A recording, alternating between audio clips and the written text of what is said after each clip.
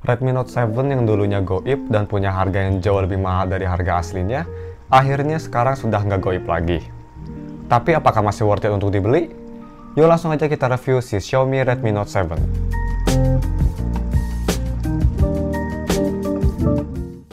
Halo guys, nama gue Stefan dari StefTech, dan mari kita langsung aja review Xiaomi Redmi Note 7. Yang pertama, seperti biasa, gue mau bahas dulu harga dan speknya.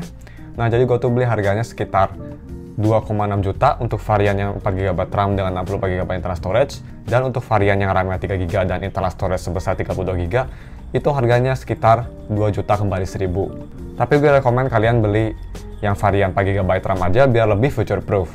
Dan ya seperti biasa, kalau kalian mau beli HP ini, gue bakal taruh linknya di deskripsi.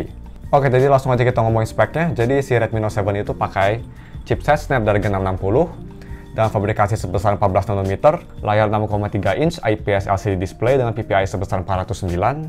Terus juga yang bikin unik, Redmi Note 7 sudah splash resistance. Jadi kalau misalnya dipakai di hujan atau kecipratan air dikit itu masih bisa tahan. Sudah pakai USB Type-C dan punya baterai sebesar 4000 mAh yang sudah support fast charging sampai 18 watt. Next, mari kita bahas desain dan displaynya. Nah, jadi desain bagian depan dan belakang itu sudah terbuat dari kaca dan sudah dibalut oleh Corning Gorilla Glass 5. Tapi framenya masih terbuat dari plastik atau polikarbonat, belum dari aluminium. Dan buat kalian yang nanya, di Redmi Note 7 ada LED notifikasi atau enggak? Jawabannya ada. Letaknya tuh ada di bagian bawah kanan. Dan untuk fingerprintnya sendiri, dia itu masih pakai fingerprint tradisional, jadi masih di belakang. Dan untuk kecepatannya ini menurut gue sudah sangat cepat dan sangat akurat. Reliable banget deh. Dan juga untuk Face ID-nya, punya kecepatan dan akurasi yang sama atau mirip-mirip dengan si fingerprint sensor ya. Cuma ya pastinya kalau misalnya kalian pakai Face ID, itu nggak bakal seaman kalau kalian pakai fingerprint. Jadi gue lebih rekomen kalian mending stick ke fingerprint aja. Dan untuk kualitas layarnya sendiri, walaupun ini tuh cuma layar LCD, tapi gue lumayan surprise karena si Redmi Note 7 itu punya warna yang lumayan vibrant, detail dan kontras yang bagus, dan juga viewing angle yang cukup bagus. Dan untuk warna temperaturnya itu lebih cenderung ke cool atau warna kebiruan. Dan untuk pemakaian outdoor juga masih sangat usable, walau layar sedikit gelap tapi masih bisa kebaca. Nah, dan untuk si touch delay-nya, sebenarnya untuk kayak day-to-day performance itu gue nggak ngerasa ada touch delay. Tapi pas gue ngetik keyboard, itu gue baru ngerasa ada sedikit touch delay terutama di bagian samping kanan kiri. Jadi isunya tuh mirip-mirip kayak di HP Pocophone F1, tapi nggak separah di HP itu. Jadi kalau misalnya gue ngetik di tengah tuh ini responsif banget, tapi kalau misalnya kita ngetik misal huruf Q atau huruf P, itu tuh kerasa ada sedikit delay, jadi si touchscreen-nya tuh nggak bisa ngejar kecepatan gue ngetik. Tapi selain itu ini responsif banget touch-nya. Next, mari kita bahas audio quality-nya.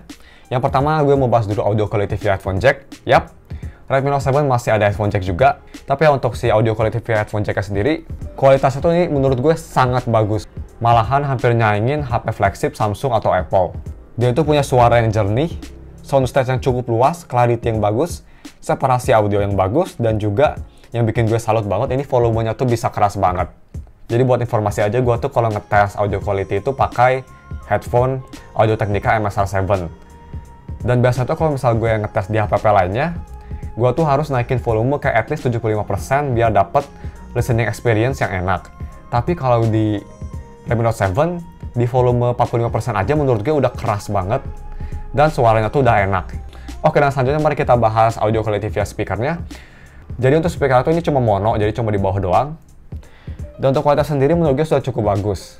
Punya vokal yang cukup detail, gak nusuk, clarity yang oke, cuma soundstage-nya menurut gue sedikit kecil, dan kalau misalnya kita naikin volumenya ke full, gue ngedenger ada sedikit distorsi. Tapi nggak parah banget kok, masih listenable. Tapi ya untuk lebih detailnya, ini dia speaker testnya. Gue rekomen kalian pakai headphone biar bisa ngedengerin bedanya. Check it out guys.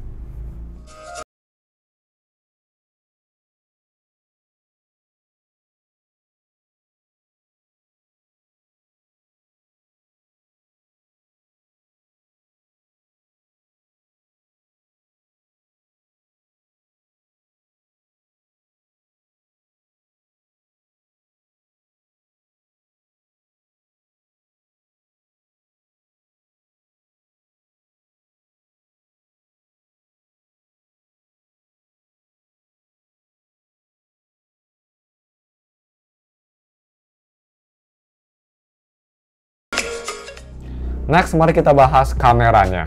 Nah, jadi Si Redmi Note 7 itu pakai setup dual kamera, yang main kameranya tuh sebesar 48 megapiksel dengan f1.8, sedangkan si secondary kameranya sebesar 5 megapiksel dengan f2.2 yang berperan sebagai depth sensor atau efek bokeh.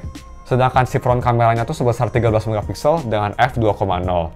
Dan untuk kualitas rear kameranya sendiri, menurut gue ini punya detail yang sangat bagus, dynamic range yang oke, dan juga warna yang natural. Dan untuk foto yang diambil di malam hari atau low light performance, Redmi Note 7 menurut gue ngambil gambar yang sudah cukup bagus. Gambar masih cenderung terang dan juga noise-nya sedikit. Cuma yang gue sadar, si gambarnya tuh kalau misal kita ngambil di malam hari, kerasa jadi kurang detail dan juga gambarnya jadi sedikit soft. Tapi overall untuk harga segini, ini kameranya udah bagus banget. Salah satu selling point si Redmi Note 7 ini. Dan juga untuk kualitas si front kameranya menurut gue udah cukup bagus. Punya gambar yang surprisingly lumayan detail, tapi sayangnya warnanya tuh sedikit pudar. Dan untuk si video recordingnya, Redmi Note 7 bisa nge-record sampai Full HD 1080p 60fps. Tapi sayangnya nggak ada pilihan untuk nge-record sampai 4K. Dan ya, ini dia sampel videonya pakai resolusi 1080p 60fps. Oke, jadi ini video recording pakai resolusi 1080p 60fps. Kalian bisa nilai stabilisasinya gimana, suara recording gue gimana, sama kualitas image-nya sendiri gimana. Kalau di kamera sih kelihatannya bagus dan smooth banget kelihatannya.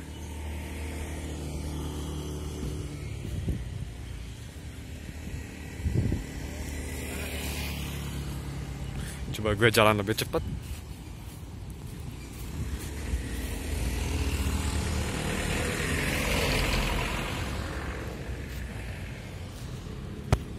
Dan ya, selanjutnya mari kita moving on ke si gaming performance-nya. Nah, jadi si Redmi Note 7 itu pakai chipset Snapdragon 660 yang tidak di underclock kayak Realme 2 Pro atau Max Pro M2. Karena di HP tersebut tuh si Snapdragon 660-nya di underclock, jadi performanya sedikit menurun. Dan yang untuk si AnTuTu score-nya, Redmi Note 7 dapat AnTuTu score sekitar 142.000. Jadi ya, yang pasnya di atas Realme 2 Pro atau Max Pro M2. Untuk gaming performance-nya, main game casual masih bisa dijalanin dengan lancar, no problem. Dan sebenarnya kalau misalnya kita main game berat kayak PUBG atau Honkai Impact tuh masih bisa dijalanin dengan lancar dan dapat FPS yang lumayan stabil asal kalian turunin settingnya ke grafik medium. Dan buat kalian para pecinta rhythm games, ini menurut gue sih touchscreen-nya tuh lumayan responsif. Jadi gak ada masalah untuk si touch responsifnya, tapi sama seperti HP Xiaomi lainnya, Redmi Note 7 punya penyakit yang sama, yaitu gue ngerasa ada sedikit audio delay saat gue mencet note dan si suara note-nya tuh keluar, ada sedikit audio delay yang ngebuat si gaming experience-nya tuh sedikit unplayable kalau misal main di difficulty yang tinggi. Dan untuk si UI experience-nya, yang pastinya Redmi Note 7 sudah pakai MIUI 10 yang berbasis Android 9 Pie. Dan untuk pemakaian sehari-hari ini masih lumayan smooth dan enjoyable. Multitasking, sosial media masih bisa jalan dengan lancar walau kadang-kadang gue ngerasa ada sedikit lag. Oh ya, terus juga Redmi Note 7 udah punya fitur yang gue suka banget, yaitu dark mode. Cara nyalainnya gampang banget, kalian tinggal ke setting, terus ke display, dan nanti di sini ada pilihan dark mode, nanti tinggal dinyalain aja. Buat kalian yang nanya, si Redmi Note 7 itu masih ada iklan atau enggak sih? Jawabannya yap, masih ada nih seperti kita lihat. Kalau misalnya kita swipe ke kiri, langsung dikasih iklan Tokopedia. Dan yang terakhir untuk si DRM infonya, Redmi Note 7 sudah punya security level Widefine L1, yang artinya kalian udah bisa nonton Netflix sampai resolusi high definition.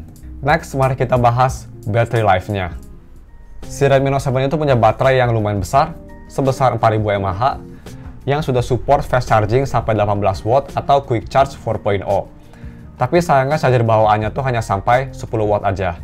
Dan gue ngecas pakai charger bawaan tuh dari 15% sampai 100% tuh hanya butuh waktu sekitar 1 jam 45 menit. Ya untuk HP harga segini menurut gue sudah cukup cepat lah.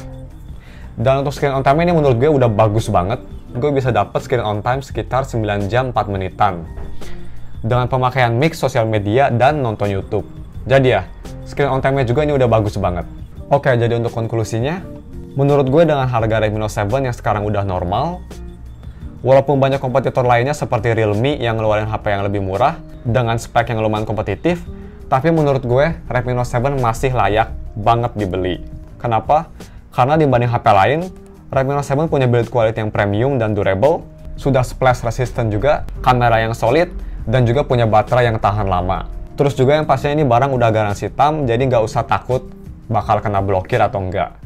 Jadi ya overall, Redmi Note 7 masih termasuk HP paling worth it di bawah 2 juta. Dan gue rekomen banget HP ini. Dan seperti biasa, kalau kalian mau beli HP ini, gue bakal taruh linknya di deskripsi. Oke deh guys, mungkin cuma segitu aja videonya. Mohon maaf kalau misalnya ada fitur yang kelewat atau ngomongnya kecepatan. Jangan lupa like dan subs. Thanks for watching, we'll see you in another video. Bye.